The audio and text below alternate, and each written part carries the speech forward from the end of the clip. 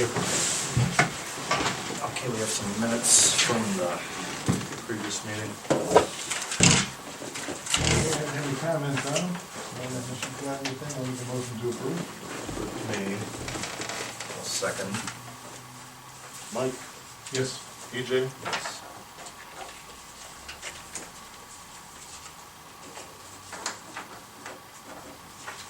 Mr. Everly was unavailable tonight, so.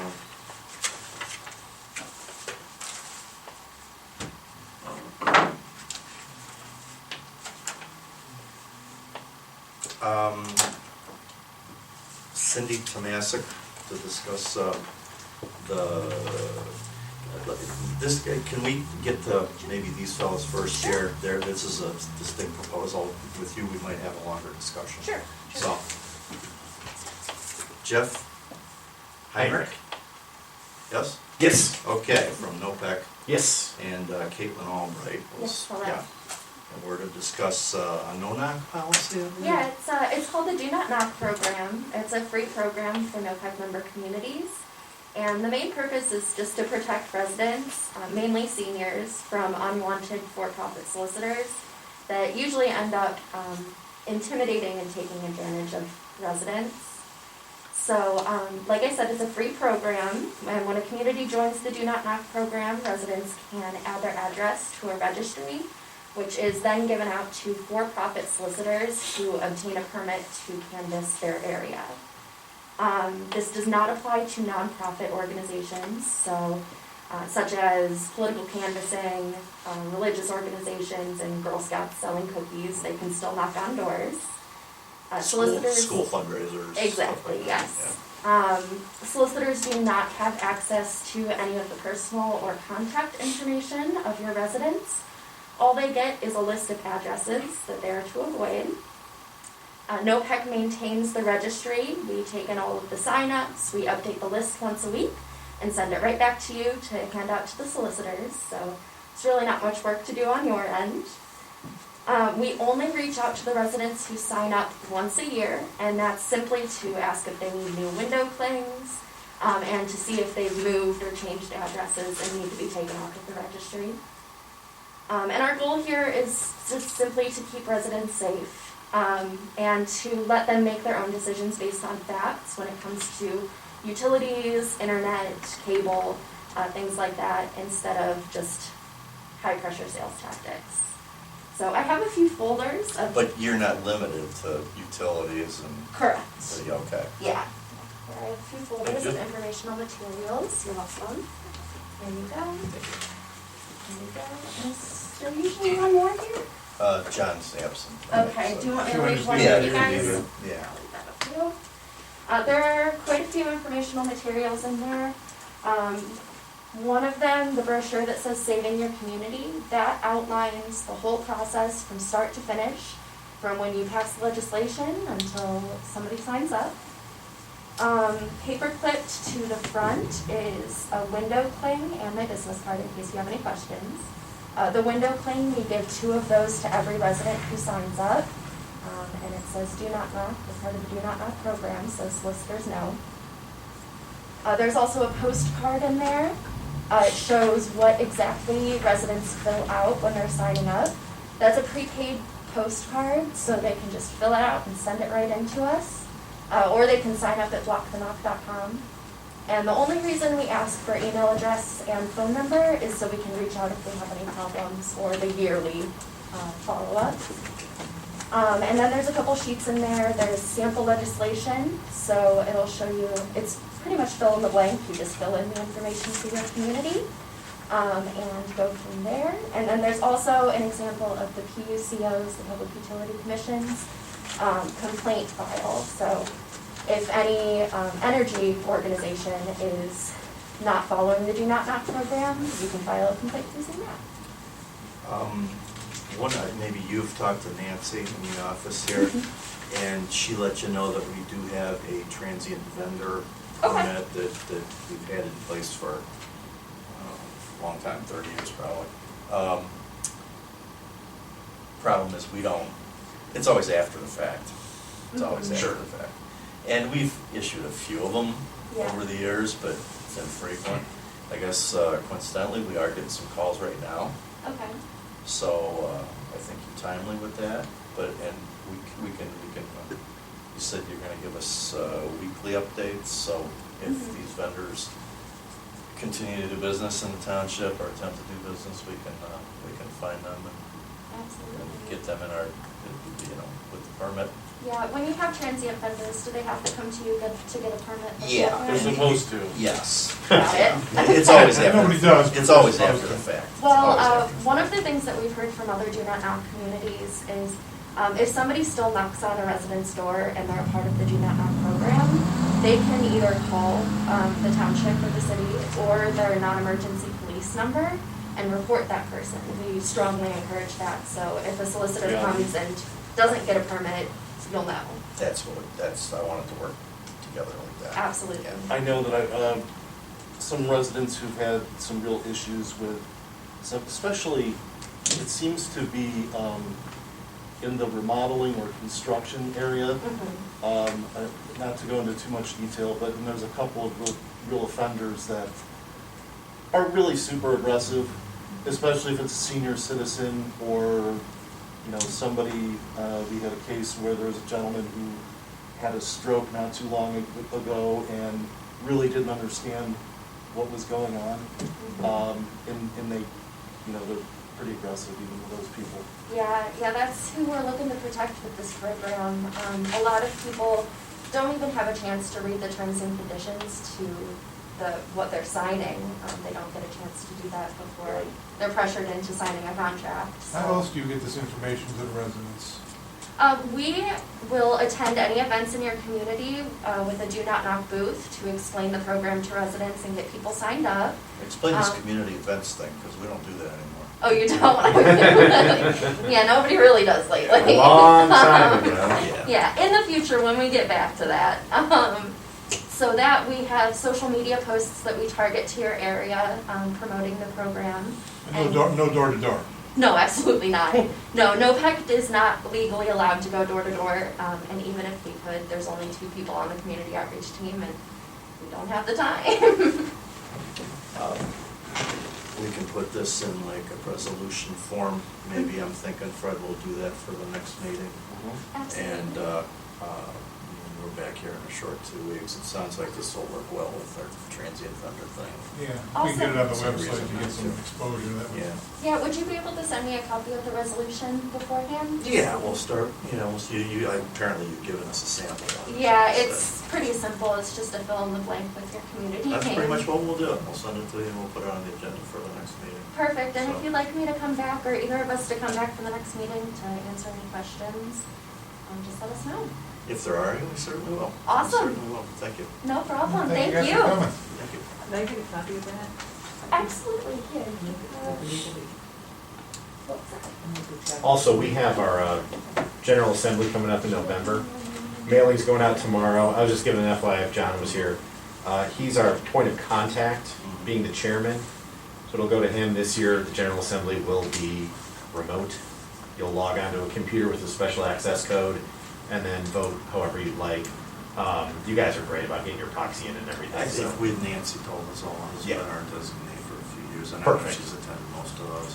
Perfect. Okay, yeah, just an FYI, that'll be coming out. And we're about to talk about some internet stuff, so whether or not we can attend that virtually might be something we're gonna get to. There you right go. about now. It's a good segue, thank you, thank you. Thank you guys for having us. Yeah, thank you so much. Have a great Thanks, night. guys. Thanks. Okay, Cindy? Okay. Well, I see that you guys are already addressing, there's an issue between Southern Lincoln, Windstream. We're getting no resolution with it, and I'm glad to see you guys are involved with it too. We've had technicians, we currently have 2 internet providers at our house because the Sudden Link is up and down, and it just started maybe 2.5 months ago or so. We're not getting any resolution. There's one service guy that comes to the house. He's like, well, my bosses know, but they're not gonna do anything, and this is the answer. And it's like, in the circle. I'm off of Stafford and Hunter's Creek over there. Okay. And we're told that on 44 that they have high-speed internet over there. And we're told farther down in Bainbridge they have it, but we don't, we're kind of in that little circle where we don't have any good answers for it.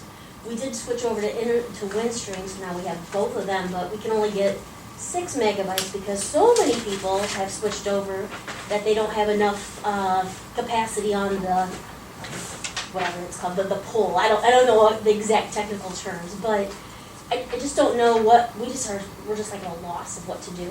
My husband takes online classes, we work from home, I'm sure other people have the same problem we're having. Well, if you guys find anything out, if you let Mr. Kavanaugh know, because he can't get internet at his house. I can't, they won't even, there's a 3 telephone pole gap, and at the last pole, that's what they describe as their physical plant. There's 3 new homes been constructed, and 1 house is just transferred. 4 new customers, if they do 1 more pole, they have no intention, they don't want any more customers. Well, and they keep telling us that you know, I think we're getting a little more progress with Windstream because we can at least talk to somebody, but I don't know what, the other thing, we just get a number and people say, we need a new modem, and, you know, it's not the modem, it's, you know, but if we could just get some higher fiber optic or something in the area, everybody would be on it, you know? I'm gonna speak for John and Nancy here. I think I'm able to do that because I can tell you they both worked really hard with a different company. Okay. Neither of the one, Okay. the 2 you just mentioned. And that was kind of wild goose chase at the end. They abruptly told us that they were, no, we're really not interested after indicating all kinds of interest over a 2-month period. We've got a pretty good contact with Windstream. It's real early, Okay. so Keep our fingers crossed? that's Okay. it. That's it. I filled out the questionnaire I saw on the website, and I was like, I kind of just need to, I need to tell you more. I'm sure I'm not the only person that's been having this issue, but Yeah, it's very frustrating.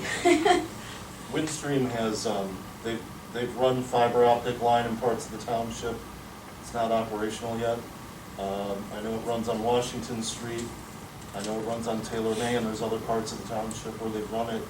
So I think they're really trying to fill this void, but it's gonna be 6 to 8 weeks or more before they even start Okay, making it available. okay. And there was another, I just got an email from a resident who was looking at another company.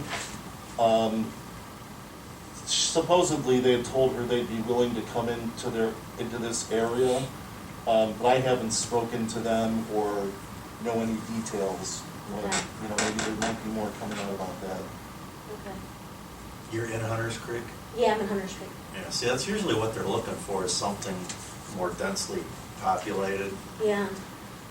There's that whole new development across the street from us, too. There is, that's filling in It's real just start- slowly, yeah, yeah. real slowly. That's been, that started right at the 2008 crash. And, Right. yeah, it's about the only place we've, there are years I've been only billing for. And do you have that's where just the rate was Suddenlink there. in your area, or is Windstream available there too? It is available, and I guess we were a little late to the game when we had the Windstream come in, and we're only getting 6 megabytes, which I'll take anything. I'll take anything.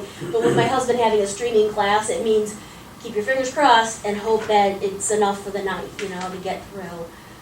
But we right now we have both, because if the Suddenlink works, it's faster, it's at higher speed, but it's so The unpredictable. Windstream's more reliable. Right. It's just we cross our fingers and hope it. Well, hopefully if they start getting the fiber optics together, that's gonna, because I mean, that's what happens, you lose speed as you get farther down, and you get toward the end, there's really nothing left. My neighbors beat me too, getting to the pole, I guess, because they're getting 15 and we're only getting the 6. So I'm not quite sure how that all works, Not but sure they. how that all works.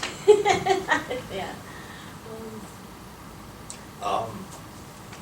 Probably the number one complaint we get up here is residents with their internet service. And we're not ignoring it at all. As I said, John was chasing this one guy that looked promising and ended up delivering nothing.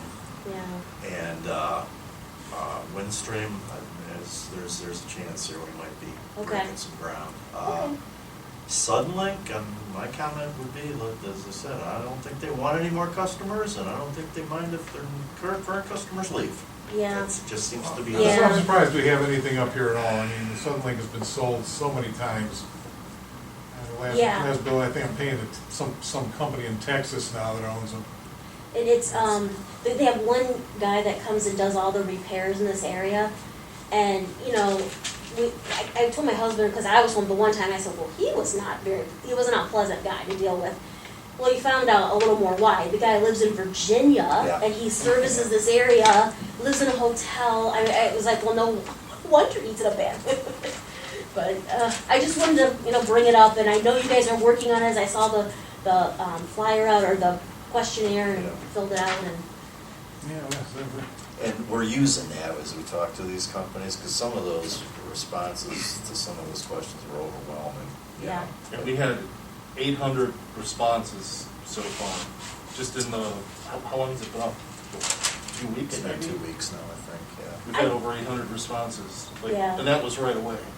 I got it from somebody that is associated with Kenston Schools. I didn't even know that it was on the website. Community is. So then I was, oh, okay, here it is. So I'm trying to tell everybody I know to go up to. I just wanted to, you know, bring it up and speak it. I know you guys know about the issue, but you have Well, more. thank you, and, you know, squeaky wheels get the grease, so, you Yeah. know, that's, we're trying to squeak a little bit here. Right, But no guarantee on the grease, we're working. okay. Thank you. Thank you. Okay, we'll go to, feel free to call the office anytime too, you know. Oh, okay, with sure. any information, or if you want to know if anything's happened, so. Okay. Trustee reports, we'll start with Mike. Okay, actually, I think they're allowed to, Sure. or under new business, so Yeah. a good time to do it as any. 577 911. Trick or treat, Yep. just give you my 2 cents on it. All we do is set a time and a date. What people do with that is up to them. It's kind of like Christmas Day. I We don't don't think anybody force does- them to trick or treat, do we? Yeah. That's kind of was my thought Yeah, as well. and there are now, Ohio has health guidelines out for recommendations for people that do decide to do it, so I don't think we should be the ones to hold it up. It should be up to the community to decide whether or not they want to participate. Do you think Halloween would be a good time to have that optional trick or treat? You mean like right on Halloween Day, like the 31st? Yeah, what do you think of that? Well, it's kind of a stretch from what we normally do, but I'll go with that. What time do you think? I like these evening hours, you know, usually sometime in A between. little bit Just before throw it out dusk. there 6 to 8. Okay. Yeah. All right, well, we'll just make a motion that we designate the Halloween trick-or-treating for October 31st from 6 PM to 8 PM. And we want to make clear this is optional. You This don't is have to. optional, nobody has to do it, we're not forcing it. If you don't want to do it, if you want to turn your lights off, you don't No want the kids to enforcement, come chief, over. no enforcement of this year. I'll second it. Mike, Yes, DJ, Yes.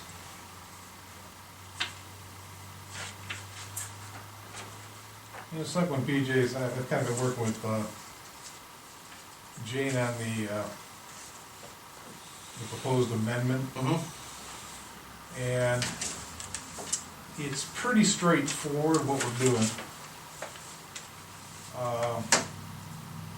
And it's nothing new, it's the same, basically regulation Dave Dietrich came up with, and it's the same as Bainbridge's current one. If at all possible, I'd like to go and get it moving tonight, only because we'd like to get it into the October meeting of the county. If we don't, then it gets moved out to December. Like I said, it's gotta go out to them for approval, it's gotta come back to us anyway. And I said, it's not very big. I will read it out loud. This will be Article 505, prohibited uses in all zoning districts. Any use not specifically listed in this resolution shall not be permitted, nor shall any zoning certificate be issued therefore, unless and until a zoning amendment to provide for such use has been adopted and is in effect, or a variance has been granted. And then 505B, short-term rental of a dwelling in whole or in part involving transient occupancy for 30 consecutive days or less by persons other than the owner, for which the owner receives monetary compensation pursuant to a rental agreement, shall be prohibited.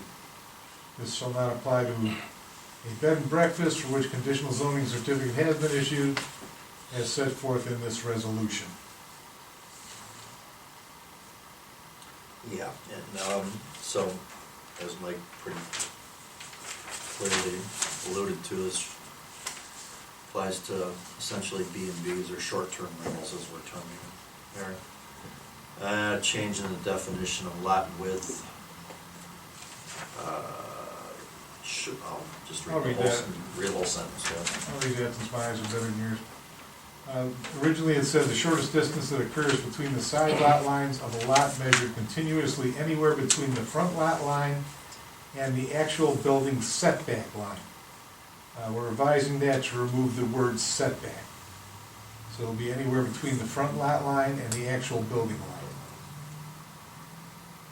So, I personally don't think this is such great shakes that we couldn't. Right, and we just had our 3-week break in meetings, because sometimes there's public hearings that must be held in 20 days or things, certain actions. So we're good there, we're here every 2 weeks for the next 3 months, so why not? Go ahead and give me a motion to initiate that amendment. Okay. All right, I'm gonna make a motion to initiate zoning amendment Auburn 2020-01. Second. There actually is a resolution for this, which I don't have a number for yet. But I'll go ahead and read the resolution. So Michael Troyan moved for the adoption of the following resolution, that an amendment to the Auburn Township zoning resolution identified as number AUB 2020-01, consisting of 3 pages, marked Exhibit A and attached hereto and incorporated herein as though fully rewritten, be hereby initiated by the Auburn Township Board of Trustees this, what day is today? 21st day of September 2020. And did I get a second on that I motion? did second that, yes, and you'll number it appropriately then. Yeah. Okay. Patrick Kavanaugh seconded said motion. Upon the roll being called, the vote of the members is Mr. Troyan. Yes. EJ. Yes.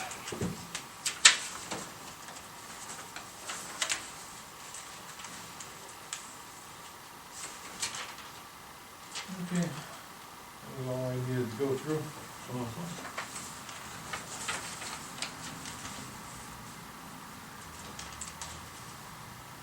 Yeah, I really don't have any report, and everything else is in all business. Fred, what do you got? Just your regular reports in front of you, your revenue status, fund status, and appropriation status reports. And then a listing of the warrants in front of you to sign tonight. Warrants 6018 through 6036, totaling $280,000, $280,667.10. And that's all I have. Jim, can you tell us what's going on up there at the, give us all an update at the park? We have all the materials on site now. The concrete caps for the posts, for the columns, came in Friday, they set them today. And tomorrow, we will start cutting and erecting posts and so forth. We have to put anchors in the tops of the caps and then stand the post up. They have all the material, all the timber stained, the big pieces, and assembly will start. I mean, we had perfect weather, just unbelievable weather the last 2 weeks, and we got another one this week, so we'll be seeing some timber going up this week. No roof will be going on after that, and Material's there already too. yeah, everything's there. You know, stone is there. Stone will be the last thing to go on. We want to Right. not do any damage to the stone by moving, in and out of the building footprint with the equipment to set trusses and so forth. So the stone will be going on probably in 2 to 3 weeks, and then we'll be done. Concrete pad looks good. We were there for my granddaughter's birthday party right after a morning rain. I think that was the last time it rained. Yeah. And it's not holding any water anywhere. It's. Well, we got a it's nice good little- pad. It's, Ridge in the center of it, so it drains in all 4 directions. And then we have drain tile all the way around the outside of it to pick up any off the apron. Plus the gutters have downspouts and they're draining into the wetlands area as well. And we passed there today on the way back to work, and staining looks nice. Came out nice, Yeah. yeah, they did a nice, there's 2 coats of stain on it, so that's, it was amazing to me how they were able to move some of those pieces, but they, just 2 of them moved them. Yeah. You know, they picked them Yeah, up just with that- the just machine, yeah. they made their own sawhorses with a 2x12 on edge with a piece underneath it and then diagonals. And it's only that far off the ground, so they left enough space between the first and the second one to keep rolling. As they finish them, they roll it. You see the colors on there, start getting an idea what it's gonna look like now, so that's why I thought I saw. Yeah, and the green roof is there, so it'd be nice. It'll look real good. Other than that, We've kept watershed partners in the loop here since they're doing, granted, I know there isn't much now after the blueprints and everything got approved. but yeah, got they all said they'll that. come out when it's done. They got, Take a look so at we're it. done with them now until we're done. Yeah. So they got all their paperwork they needed.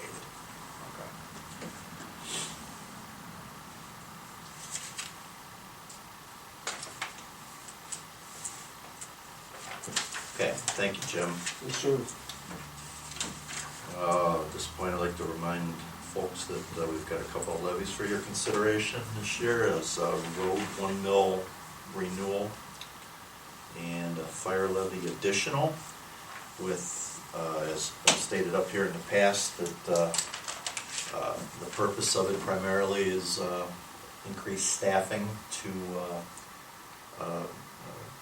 accommodate a second call, simultaneous call, or so we're looking at an additional somewhere around 8 hires to fill that void that we have right now.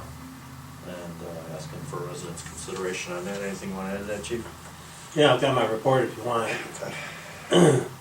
Year-to-date calls is 580. In 2019, we had 459, so we're up about 121 calls. And since you mentioned about, Mr. Everly asked me to track our back-to-back calls.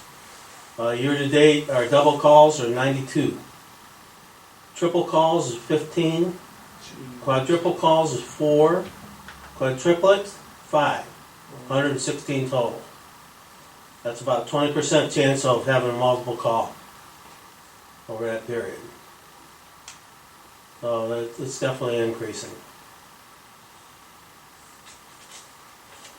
Any questions on that? You get 5 calls at the same time, we can never have enough staff for that, let's be honest. But what we're trying to do is be able to cover these. Well, a couple of weeks ago, we had 92 motorcycle back-to-backs, fatality yeah. down Munn, Washington. At the same time, we had a full arrest get called in for Messenger Road. Fortunately, the full arrest was not a full arrest, but we had mutual aid departments coming to the fatality, so we were able to branch one of them off to take care of it, so we had somebody there right away. Yesterday, we had 3 calls that came in, all back-to-backs. And there's no particular pattern that points to anything in particular. It's just, I've talked to other fire chiefs, they're going through the same thing we are. And they have the same comment, they can't see any particular pattern why. Yeah, that's when we tracked, time of day, days of the week, and everything else, and there's no consistency. It just seems to be the luck of the draw. Yeah. And the Browns won, so you can't blame them. Yeah. The other thing I'd like to report on is we were awarded a FEMA grant, which was through the AFG, Assistance to Firefighters Grant, for 2019, $35,631, and we have to participate in that grant, which is approximately 5%, which is $1,696.71. So the actual funds that we'll be receiving is $33,934.29. The grant's going to be used for replacement of fire hose. They have a lot of hose that's no longer, after so many years, you have to take it out of service. This is gonna help out extremely. And I'd like to extend a special thanks to Captain Doug Artman, who worked on it primarily along with Chief Mike Coleman from Parkman for writing the application and applying for the grant. Chief Coleman's very well endowed with the ins and outs of grant writing, and we enlisted his help. Also, we're working on currently next year's grant, which was looking at getting a communications grant for multiple departments in the area here. Because as you know from a while back, our radios are going out, no longer can get parts for them. Right. They're gonna be out of service here shortly, so we're hoping to get a grant that's gonna cover a lot of that cost. That's it for my report. Thank you, Chief. Thank you.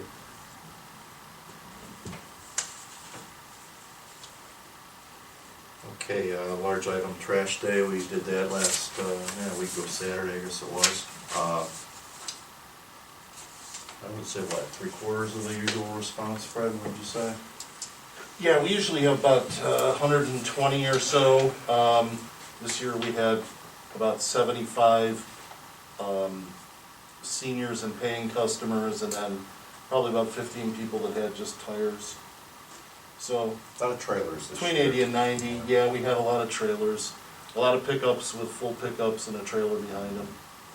Yeah, it looked like, even though we had less people come through, I think they were like consolidating, or people that didn't wanna get I out. think they saved do up it. all year.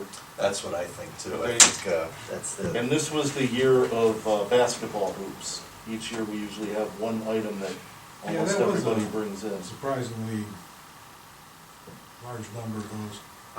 Move it back to June, I'm hoping, next year, once everything blows over, as I'm hoping it will someday. As I said, now that we've kinda, it's safe distancing and,